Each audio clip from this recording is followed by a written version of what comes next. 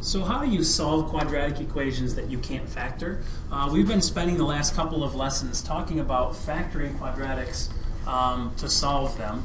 And unfortunately, we don't have that ability to do that all the time. Some polynomials are what we call prime polynomials. So the process we use then is this process called completing the square. And effectively what it does is it says, look, if I have the first part of the quadratic as x squared plus bx, it's a way that I can add another little term so that this becomes a perfect square trinomial. Now, if you remember from lesson 4.3, we talked about special factoring patterns, and we said, look, if you have something of the form a squared plus 2ab plus b squared, this is actually what's called a perfect square trinomial. So if we could make this into a perfect square trinomial, we could factor it into something like this. Specifically, we want to write it as x plus something squared. And the question is what is this something? All right? And so to get that then, we're going to do this idea of completing the square. Now, all of this other stuff might be a little bit confusing. As of right now, let's just kind of focus on this process for how to do it, and we'll talk a little bit about why it works, and maybe you'll see the benefit of it as we do a couple of these examples. Okay? So to complete the square, the first thing we do is we look at the coefficient of x. In this case, the coefficient of x is b. And so we're going to take whatever b over 2 is, and we're going to square it. All right? So if I take b over 2 and I square it, and I add it to this particular term, this is going to make this into a perfect square trinomial. Now, as of right now, it doesn't really look like it. But we ask ourselves, look, what did we square to get this? Well, we squared x. And what did we square to get this? Well, it's obvious we squared b over 2, right? This middle term comes from taking twice the product of x and b over 2. Well, twice the product of x and b over 2, these cancel, and that becomes xb, but if I put the b in the front, that's simply bx, which is what we started with right there. So what we're really trying to do here is we're going to say, look, what is it that's half of that middle quantity? Well, then square that and add it to both sides. So let's make something into a perfect square trinomial. Let's take a look at an example here. We want to find the value of c that's going to make this a perfect square trinomial. So the first thing we do then is we take half of the coefficient of x. So 12 divided by 2 happens to be 6. Well, then what we do is we simply square that, and it becomes 36. And so what I want to do then is I want to replace that letter c with the number 36. This becomes x squared plus 12x plus 36. Now right now you're probably still not seeing the value of this, but I want you to take a look at x squared plus 12x plus 36. Ask yourself this, what did I square to get x squared? Well, I obviously squared x, right? And what did I square to get 36? Well, I squared 6. And since this is positive 12, that means it's x plus 6 and x plus 6. Now, if you don't believe me that when I do x plus 6 times x plus 6, I'm going to get this trinomial up here, go ahead and FOIL it out. X times x is x squared. X times 6 is 6x. Do that twice, so you're going to get 6x and 6x, which is a total of 12x, which is what we want here. And then 6 times 6 becomes 36. So now what we've really done is we've rewritten this thing as x squared plus 12x plus 36, which becomes x plus 6 times x plus 6, or quite easily, x plus 6 whole thing squared, or x plus 6 quantity squared. So we just took something and we found out what do I have to add to that side to make it into a perfect square trinomial so that it's easily factorable. All right? So this process is going to be used significantly to solve quadratics, but we got to do a couple practice problems with this. So let's try these two on the checkpoints and we'll be right back with a solution. Okay, so the value of c then is half the value of b, so negative 24 over 2 squared. Well, negative 24 divided by 2 is negative 12, and if I square negative 12, I get 144. So that means that I need to add 144 here. X squared minus 24x plus 144.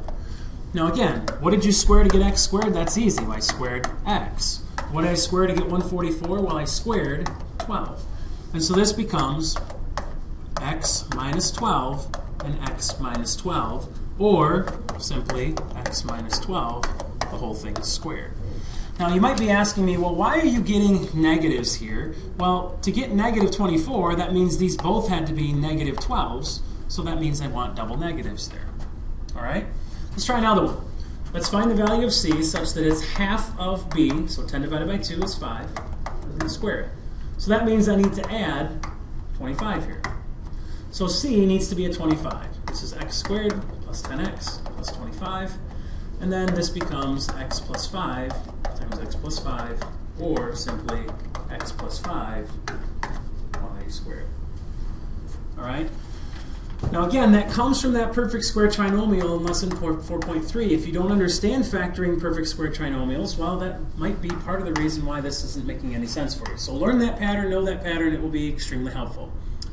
All right, so what about solving these quadratics that don't solve? Like last section, in section 4.5 and 4.6, or what we would have done is we would have said, look, I need to find two numbers that multiply to 13 that add to negative 10.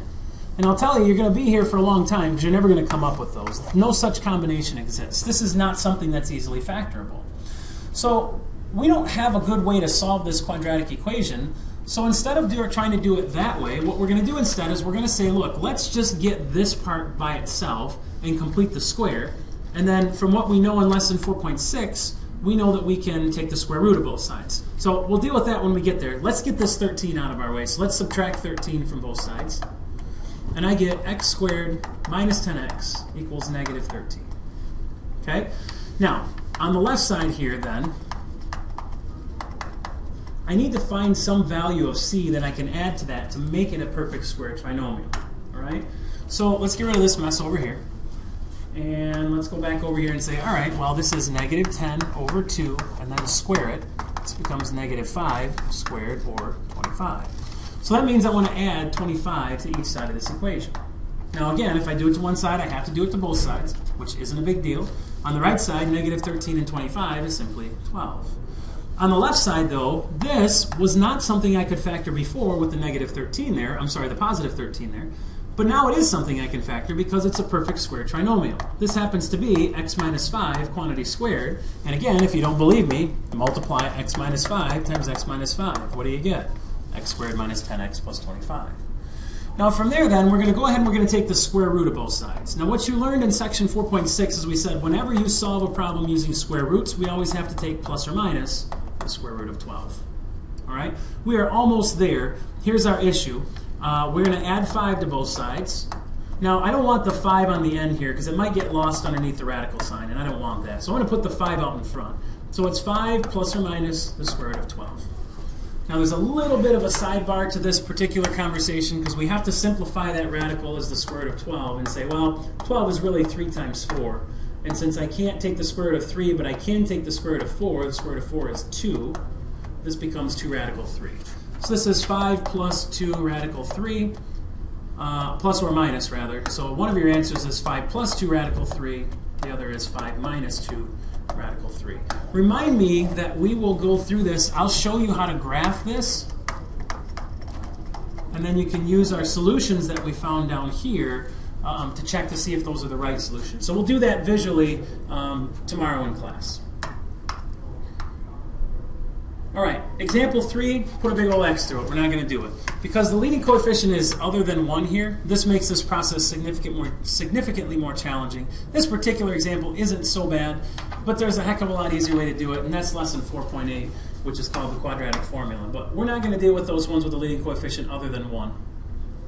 So let's just focus on example number 3 here. Try example number 3, try checkpoint number 3, and see what you come up with. All right, so for checkpoint number 3 then, the first thing we want to do is we want to get this thing by itself. Now, some of you guys might opt to factor this right from the beginning. And if you saw that this is the same as x minus 7 times x minus 1, well then your two solutions are going to be x equals 7 and x equals 1, and you don't even have to complete the square. But if you're not so good at factoring and you said, look, I got to find a better way to do this that works all the time, well, let's subtract 7 from both sides. I get x squared minus 8x. I'm going to leave a little blank here, equals negative 7. The reason I'm leaving a little blank here is because I want to complete the square on the left side. So the value of c that I need is negative 8 over 2, then square it. Well, negative 8 over 2 is negative 4, and negative 4 squared is 16. So if I add 16 to both sides here, I'm in pretty good shape here because now this becomes x squared minus 8x plus 16 is equal to 9. And since this is now a perfect square trinomial, this is the same thing as x minus 4 times x minus 4, right? Because when I do x times x, I get x squared, x times negative 4, and negative 4 times x, I get the negative 8x. Negative 4 times negative 4 is positive 16. So instead of writing it that way, what I really want to do here is write it like this. This is now x minus 4 squared is equal to 9.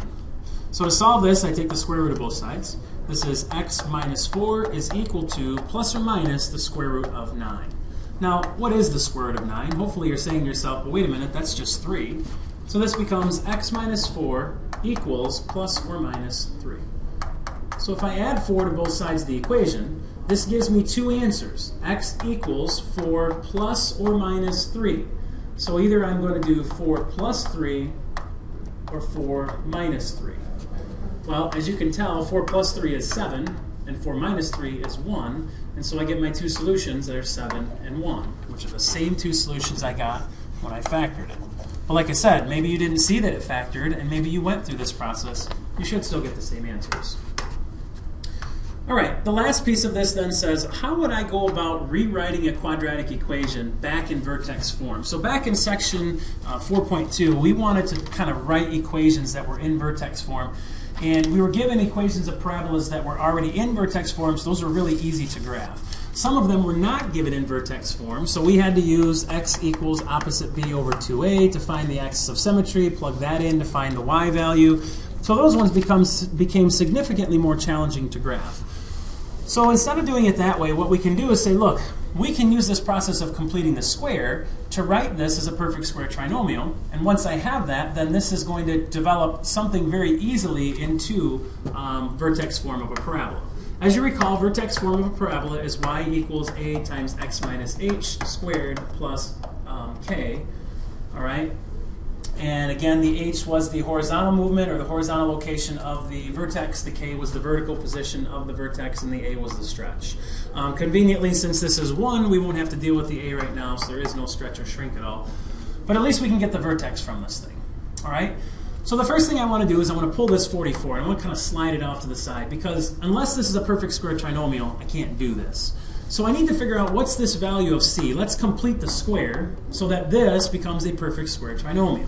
Okay, well, c is equal to 14 divided by 2, which is 7, and then square it, and I get 49. So if I add 49 to both sides of this equation, I get some pretty large numbers here.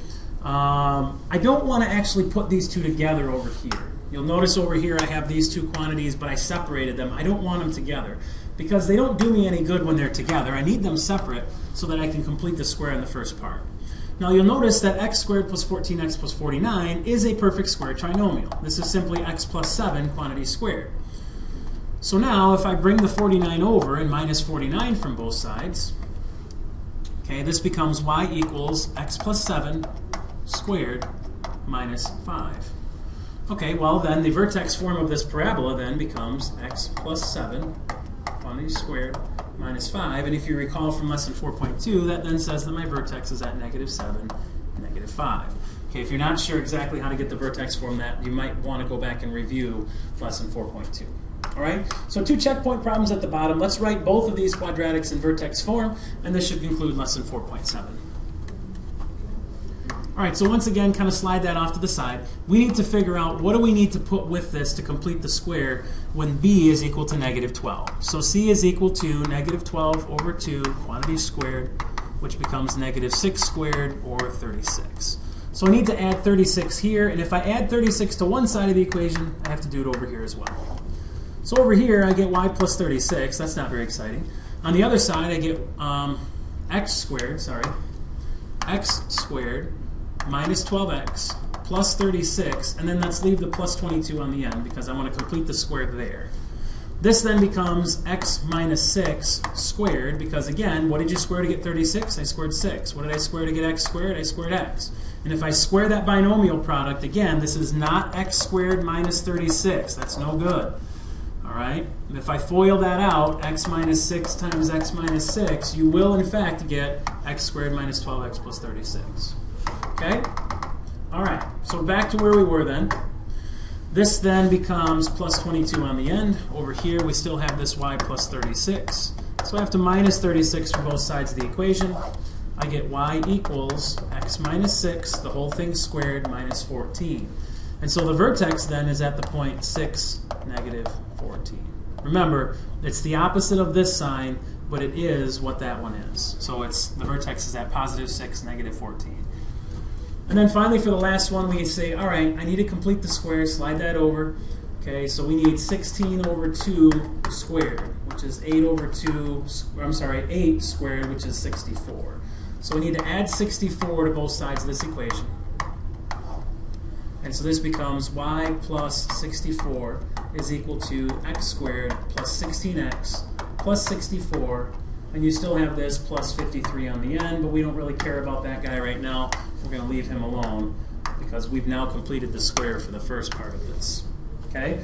This perfect square becomes x plus 8 quantity squared plus 53. And the other side, you still have the y plus 64. All right? Now what? Well, we subtract the 64 from both sides, and sorry, my mess over here is kind of in the way, so I'll get rid of some things down here. Minus the 64 here, and you get y equals x plus 8 quantity squared minus 11. So our vertex then would be at negative 8, negative 11. All right, so that process of completing this square is extremely powerful, and it can do a lot for us. The issue is that it's kind of tedious and it's a little bit confusing because you're always saying, why am I taking half of this and squaring it? And again, that gets back to that perfect square trinomial pattern. So if you know that, you should be in real good shape for this lesson. That concludes our lesson on 4.7.